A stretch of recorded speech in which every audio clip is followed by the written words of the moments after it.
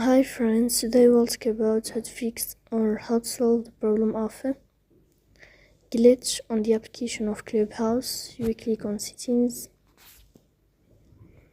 In this page you can click on apps, default apps, app settings.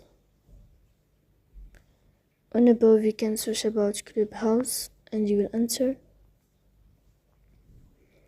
Then you can click on first stop and you can click OK.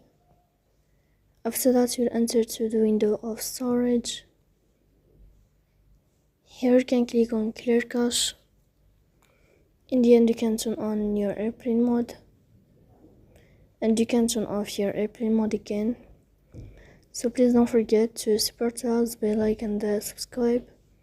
See you next time in another video, and thank you for your attention and your watching.